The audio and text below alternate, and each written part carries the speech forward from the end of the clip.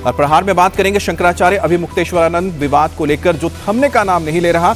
शंकराचार्य अभिमुक्तेश्वरानंद पर पहली बार योगी आदित्यनाथ की तरफ से भी बड़ा बयान आया है। योगी ने कहा कि अभिमुक्तेश्वरानंद शंकराचार्य है या नहीं, ये तो सुप्रीम कोर्ट तय करेगा। यूपी विधानसभा में मुख्यमंत्री योगी आदित्यनाथ ने क्लियर कर दिया है कि हर कोई शंकराचार्य नहीं लिख सकता है। साथ ही योगी ने समाजवादी पार्टी को आईना भी दिखाया और कहा कि अगर वो शंकराचार्य हैं तो फिर सपा सरकार में उन पर वाराणसी में लाठीचार्ज क्यों हुआ था, क्यों उन पर एफआईआर दर्ज हुई थी। सीएम योगी के बयान पर अखिलेश ने भी पलटवार किया है। अखिलेश ने कहा कि योगी ये बताएं कि उन्हें योगी का सर्टिफिकेट किसने दिया।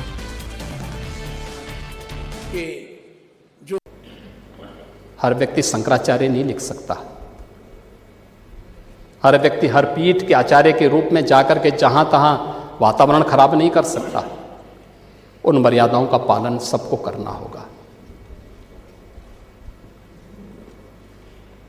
और अगर वो शंकराचार्य थे तो क्यों आप लोगों ने लाठीचार्ज किया था वाराणसी में, क्यों एफआईआर लॉन्च किया था? आप नैतिकता की बात करते हैं। 4.5 करोड़ श्रद्धालु जहां पर आए हों, वहां पर जो एग्जिट गेट है, जहां से श्रद्धालु बाहर निकल रहा है स्नान करके,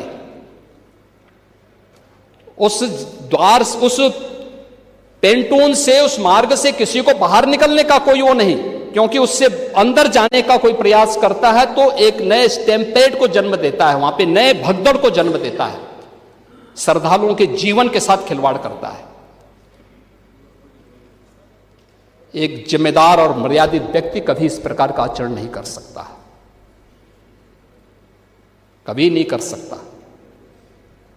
आपको पूछना है, सपा के लोग पूछे, लेकिन हम लोग मर्यादित लोग हैं, कानून का शासन पर विश्वास करते हैं, कानून का शासन पालन करना भी जानते हैं, पालन करवाना भी जानते हैं, दोनों चीजों को एक साथ लागू करवाना जानते हैं। मणिकर्णिका घाट कौन नहीं जानता कि घाट को आपने डिमोलिश कर दिया, और इसलिए डिमोलिश कर दिया क्योंकि वो राजमाता अहिल्याबाई का इतिहास से जुड़ा हुआ था।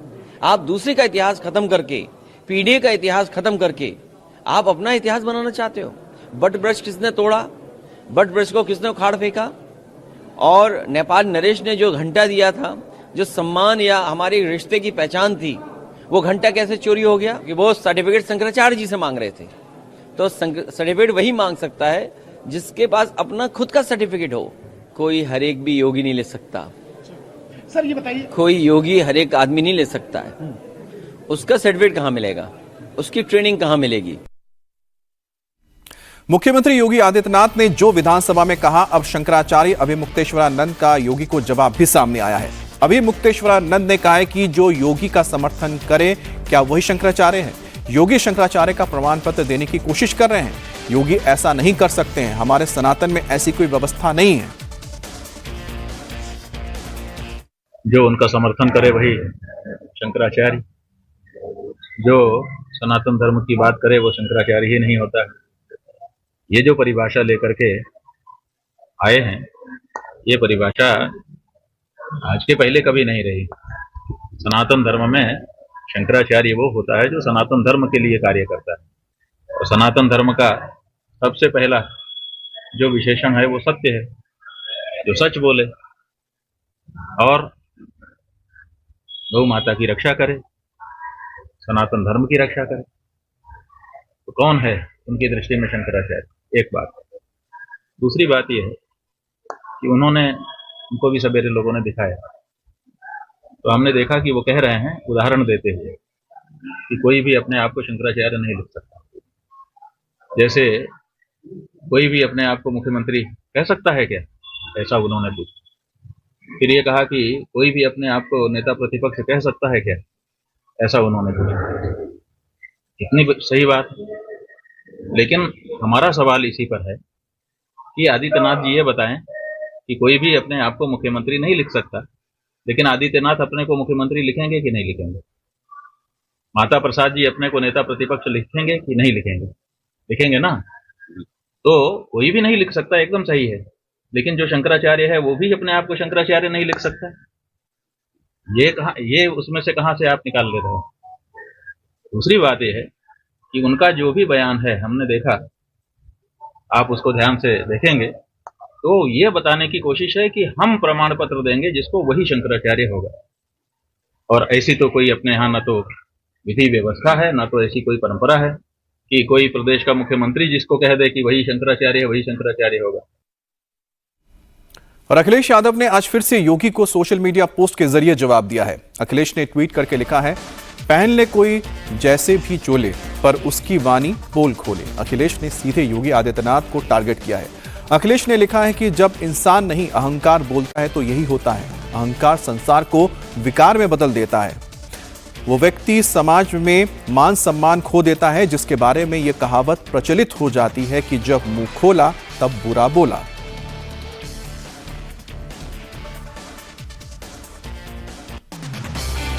सीएम योगी आदित्यनाथ ने सिर्फ शंकराचार्य के मुद्दे पर ही अखिलेश और समाजवादी पार्टी को नहीं घेरा है, बल्कि यूपी असेंबली में योगी आदित्यनाथ ने कहा कि हैरानी की बात तो है कि कांग्रेस और समाजवादी पार्टी के नेता वंदे मातरम का विरोध कर रहे हैं। योगी ने कहा कि अगर किसी को वंदे मातरम को लेकर कोई कंफ्यूजन है तो उसे दूर कर ले, कान खोलकर सुन ले।